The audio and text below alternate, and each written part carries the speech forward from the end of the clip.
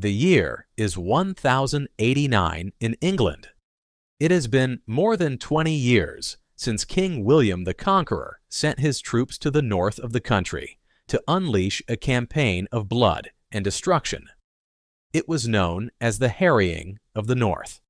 Around 100,000 Saxon warriors died by the orders of Count Durant, William's most feared warlord.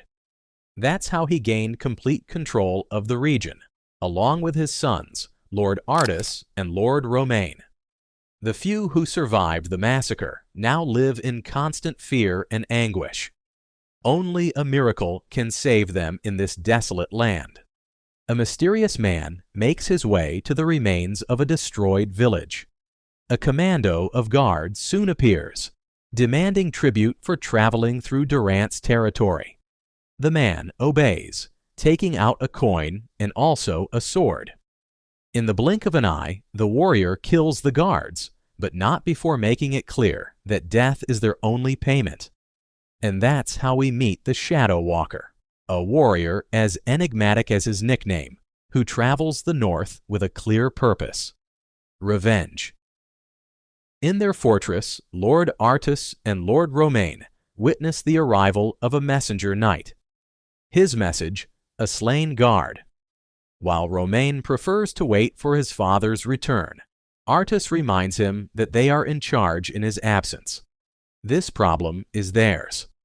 Following the trail of blood, Romain finds the Shadow Walker's other victims, who is now heading to a desolate shelter where he places a guard's pendant next to a Saxon totem.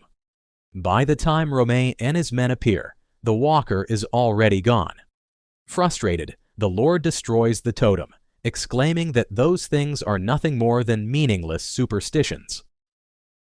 On his walk, the protagonist feels another presence in the environment. Someone is watching him. The warrior continues until he reaches a seemingly abandoned farm. However, the cauldron is still boiling. The walker takes this opportunity to serve himself something to eat. And that was precisely his mistake. He barely looks up when he finds himself surrounded by a bunch of farmers who are more dedicated to killing than to farming. By order of their leader's daughter, Anna, the farmers knock him out on the spot. Upon waking, the walker finds himself tied to a barn, from which he watches as Anna is stalked by some of the Count's guards. If you're wondering about her companions, they haven't left her alone. They're watching everything, although it's not yet time to attack. In turn, Lord Romain asks Anna who killed his men. She answers him with spit. Annoyed, the Lord gives his henchmen free rein to have fun with the woman, so she asks her father to look away. Just before the tragedy, someone throws rocks at a guard. It's the Walker. The script freed him with nothing but his fists. The protagonist destroys the guards and then faces Romain with a sword. Both the farmers and Anna watch the fight, preferring not to intervene. The Walker doesn't need help either, as he subdues the Lord with ease. Just then, Anna lunges at him with the intention of killing him, although the Walker stops her. It turns out he has other plans for the Lord, an eye for his life. Having done that, the Walker demands that he tell his father that the gods can't wait any longer. What does he mean? We'll soon find out. First, the Walker goes to Anna, who was mourning her father's death, and asks for his weapons back. But far from leaving, the warrior ends up helping her dig a grave for her father. After reliving his worst memories in dreams, the protagonist wakes up only to be hanged by the farmers, who blame him for their leader's death. However, seeing how much he resists, a warrior named Tredden cuts the rope that was killing him. Not because he wanted to, but by orders of Anna, the new leader of the group. She reminds them that this man saved her life. Plus, he taught Romain a lesson. They had never before seen anyone overcome Durant's forces. They were always the ones who fell to the tyrant. The Shadow Walker may be what tips the balance in their favor. Despite the farmer's resentment, the protagonist stays to help Anna rebuild her home while she heals his wounds. Changing the scene, Count Durant finally returns home after his conquest campaign in French lands. Seeing that Romain is now one-eyed, the Count scolds his two sons for their failure. How is it possible that a single man is causing so much havoc? Well, that man sent him a message.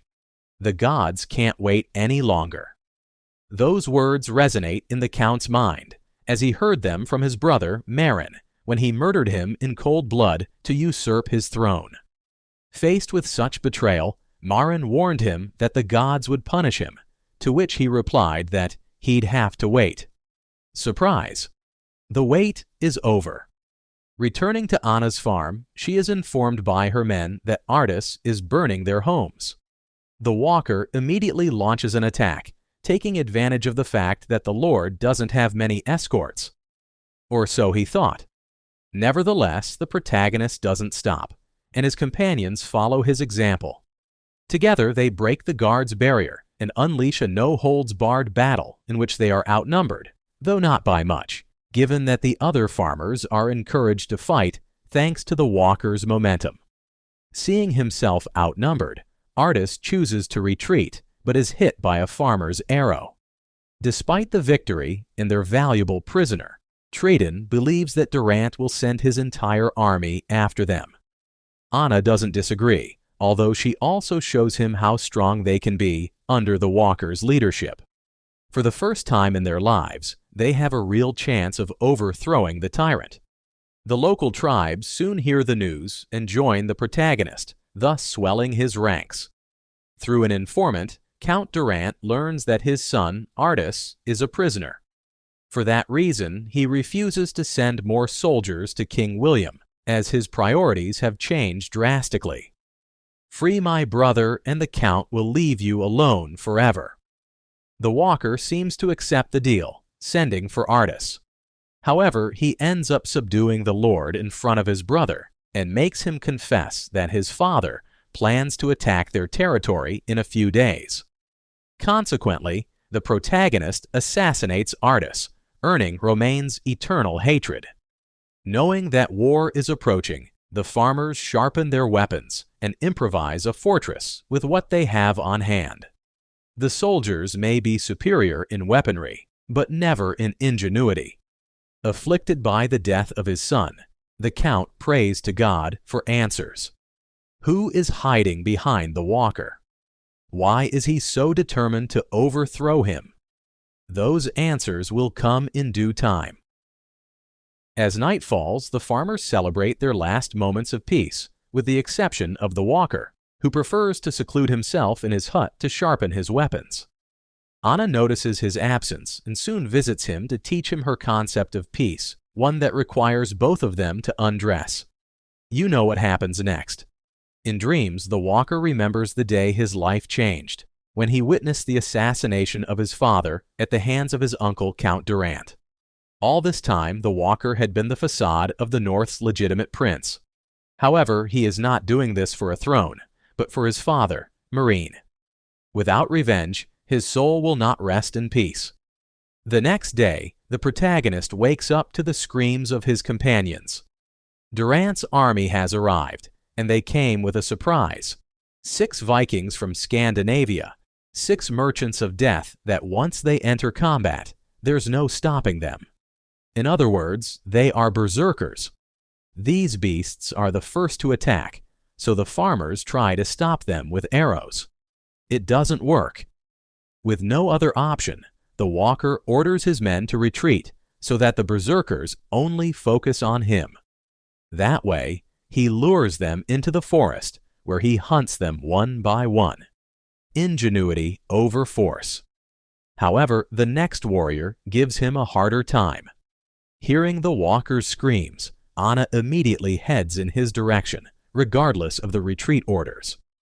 As soon as he finishes off one berserker, the protagonist is surprised by another, whom he also manages to subdue, not without superhuman effort, of course.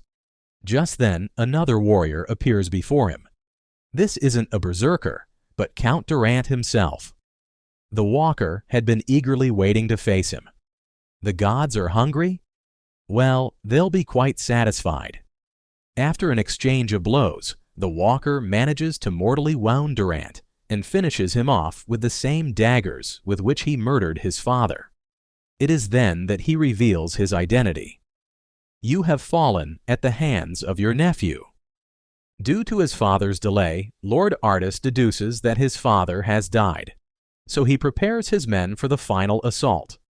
In the forest, the walker was wandering aimlessly when Anna stops him with a warning arrow shot. Having seen his fight against the Count, she accuses him of using the farmers in his personal revenge, only to abandon them in the end. The indifferent protagonist admits that she is right.